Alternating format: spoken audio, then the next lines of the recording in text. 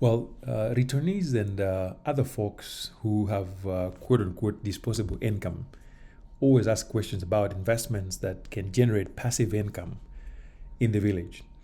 And certainly, real estate is an option that almost everybody is aware of. And as you already know, the real estate market in Kenya is rather unique in terms of how folks gain access and whether or not you eventually get your return on investment. So as you can tell from this video today, I'm going to highlight what I describe as a medium range investment in terms of the capital required to set it up and the work it takes to run it. So I consider this an option that is really suitable in small towns, especially small college towns like Maseno, which is right in my village. So many small college towns like Maseno tend to host a lot of students and the supporting infrastructure who most definitely will depend on some kind of real estate of the nature that you're looking at. And I think my friend here did a really, really good job setting up this project, and I'll tell you more in a few minutes. So folks, welcome back to the village. As you can tell, today we are filming from a slightly different location. We are still in the village, but we are filming much closer to Maseno University. And I'm inspecting a project that is just been completed by a returnee who was looking to set up something that would be useful and that could be generating passive income for this individual in a college town. So as you can tell, this is sort of a mixed design residential housing unit. And by that, I mean it has both student housing and has potential for residential options for non-students as well. It's on a single level. You have sort of like two rows on either sides with rooms lining up from the first the gate all the way to the end. It has only one access point. And generally, I think all the rooms can host anywhere between 1 to 2 students, but you certainly could host more students if you wish. But that's what's going on. So before we unpack all of this, let me give you the context for real estate investment in general in Kenya, because that will help you understand why I make the recommendation I'm going to offer at the end. That the most obvious options for many folks is that if you're thinking real estate Kenya, then you have the option of either buying land, building and managing, or purchasing something that is ready-made and maybe managing by yourself or having somebody manage it for you. So if you're going to buy land for real estate investment, there are a few questions you want to ask yourself. Number one, are you buying the right land for real estate? Particularly in terms of the location, the neighboring activities. And when I talk about location, I'm not just talking about whether or not you are going to get people to use it, but I'm thinking about government regulations in this case. Because in Kenya, there are laws about how close you can build, say, for example, to a river. You're not supposed to build on a riparian land. So if you don't know, somebody may end up selling you land, most of which may be in the riparian section that you can't really build something on it. Or if you choose to build something on it, it might be demolished at some point. So you want to make sure that you're buying the right land and you're aware of the potential zoning issues. Even though in general, zoning enforcement in Kenya is so haphazard that people barely pay attention. In fact, I know of a case of somebody who invested in a real estate property, and then right next to it, in a residential area, somebody decided to plant a recycling machine that is extremely noisy and extremely toxic. And that can really mess up your investment. So zoning issues may or may not be enforced, again, depending on how close you are to the city and several other factors. And then the other question you want to ask yourself as you're buying land is, are you getting value for your money? Right now, there are lots of companies that are buying lands that are extremely remote, very far away from cities, and they market them to diaspora folks who really have not seen the lands themselves. And so they may seem like a good deal until you get to the ground and you realize that the land you're buying is probably even 3 to 4 hours away from any closest town.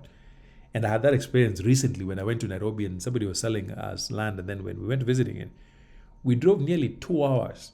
And even after then, we could not find the land after driving that far.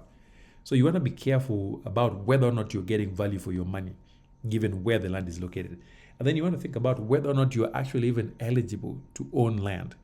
The first time we went to buy land, we couldn't because, for one, even though I'm a Kenyan citizen, I didn't have the right paperwork. When I left Kenya, I didn't even have a KRA pin. So you want to make sure you have the right paperwork to own land. And then the other question you want to ask yourself is, do you have reliable systems to purchase land without being scammed? And that's another big topic that we will cover in a separate video.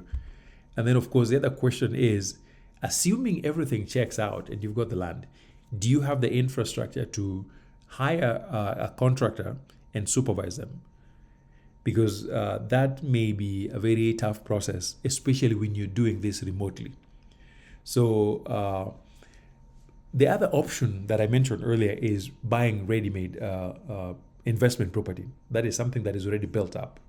Now, one thing you want to keep in mind with small college towns is that these options are usually very few. Not too many people are willing to sell their already built homes because people don't build to sell this kind of houses. And so the few that you will find are typically sort of like distressed sale where somebody's in trouble and they're disposing of some property. But in many cases, majority of these kinds of houses are often very poor quality. And so that's one of the problems that I see with real estate investment in the village. So let's review this particular option that I'm talking about here. So number one, if you're going to build this type of a structure that you're currently looking at, you want to think of a couple of things.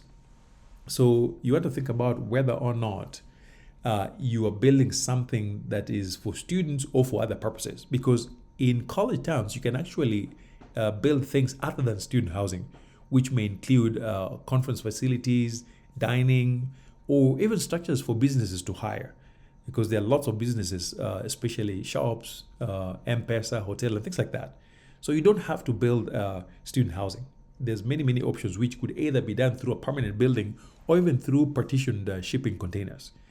The other thing you can consider too is that if you're building student housing, you may do like a mixed type of housing that includes students, employees, staff, and even just general residents within the city. And so for student housing, the majority of options that I've seen out there are housing that are built to house undergraduate students who typically pay once a semester. And that can be really helpful so that you're not having to run around looking for rent every other month. And then typically that's also good because the average student does not have consistent and predictable income. So you want students who pay you once and they're done for the entire semester. Many of the options you have rooms that are built to house between 2 to 4 students. That seems to be like a happy medium. And when it comes to finishes for this type of structures, you don't want to go too cheap because you're going to have a lot of repairs. But at the same time, you also don't want to go high end because students don't seem to take care of stuff really well. And so you need to find sort of like a happy medium in terms of your finishes. Don't go too cheap and don't go too expensive. You want to make sure that this place has security because that is critical for students. And security not just within the property, but security in terms of how they access that property. And that may include installing very powerful solar lights to illuminate the road that leads to your property. And of course, maintenance is crucial. A lot of things get destroyed, students party and all that. So you have to really have a system to make sure that maintenance is kept up with. And then critical, like with every residential facility, you want to make sure you have reliable water, you have sanitation facility, especially hanging lines and laundry facilities, because this is one of the things that almost always brings conflict. So in general, I think this is a good option, mostly because, like I said earlier, students will typically pay upfront, and so you don't have to run around looking for rent. Sometimes during summer breaks, you may have a few empty options. And so this is why we recommend building like a mixed unit where you have both student housing and then you have housing for other residents. Now, during summer breaks when students are out, you can actually use the same facilities for short-term rentals. But that works if you had a plan prior for that. For example, if you're thinking short-term, you want to make sure that you have facilities other than just the rooms where people stay. You may think of maybe building a small gym, or if you have space, you can even build a pool. Make sure you have a shop within such that whoever is coming to your place needs to be able to get as much as they need within that space. So I hope this was helpful, and I will see you in the next. Thank you.